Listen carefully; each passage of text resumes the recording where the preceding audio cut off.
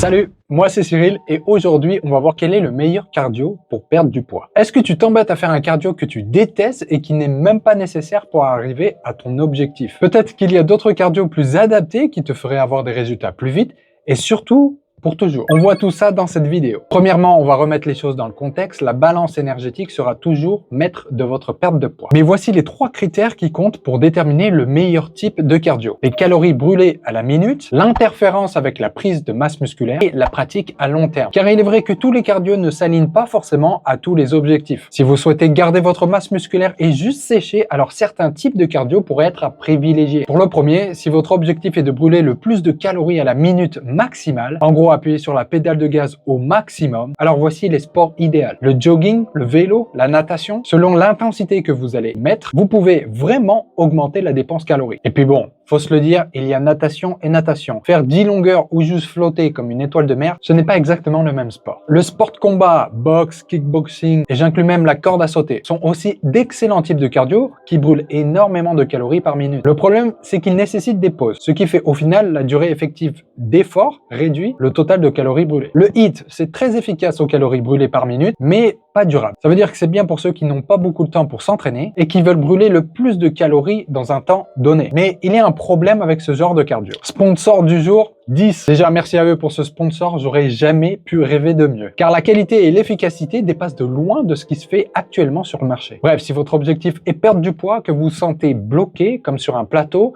ou que vous voulez simplement accélérer et faciliter vos résultats, alors ce Fat Burner pourrait vous donner un grand coup de pouce. Il a 3 actions principales. La lipolyse, c'est le processus par lequel notre corps décompose les graisses stockées en acides gras libres pour ensuite les utiliser comme source d'énergie. La thermogénèse, c'est la production de chaleur par notre corps. Certains ingrédients peuvent l'augmenter, ce qui oblige notre organisme à brûler plus de calories, même au repos. Et la dernière, mais très intéressante, c'est la régulation d'hormones de faim. Elle concerne la leptine et la gréline. La leptine envoie les signaux de satiété et la gréline est là pour stimuler l'appétit. Un bon équilibre entre ces 2 hormones aide à réduire les fringales et à mieux contrôler son alimentation. Pour une fois, il y a un fat burner qui utilise des ingrédients cohérents et surtout avec des dosages optimaux. Pour en revenir au cardio de haute intensité, le problème c'est l'interférence avec la prise de masse musculaire. C'est vrai que ce type de cardio de haute intensité peut limiter vos gains musculaires, surtout si vous pratiquez le même jour qu'un entraînement de musculation. De plus, il y a un impact important sur la récupération, aussi bien musculaire que mentale. C'est pourquoi ce type de séance peut provoquer une fatigue accrue après l'effort,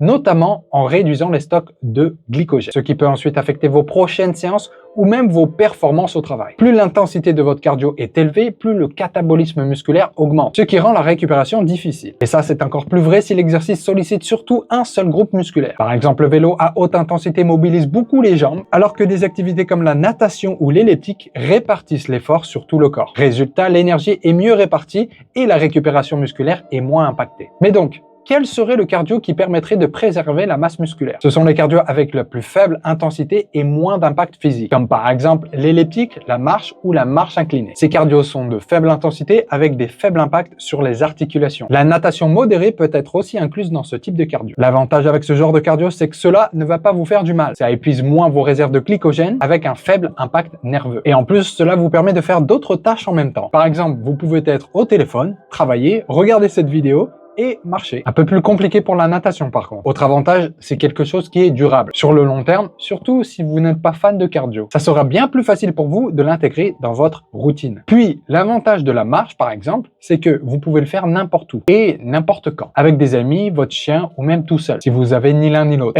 Ne jugez pas. Ça fait du bien d'être tout seul. Parfois. Mais bien sûr, comme tout, il y a un inconvénient également à ce type de cardio. C'est le temps. Cela vous prendra beaucoup plus de temps pour brûler le même nombre de calories qu'un type de cardio de plus haute intensité. Et le temps, c'est précieux. Mais encore une fois, il y a peut-être moyen de l'optimiser avec une autre activité. C'est d'ailleurs exactement ce que je suis en train de faire. Je suis en train de marcher et en même temps de monter la vidéo.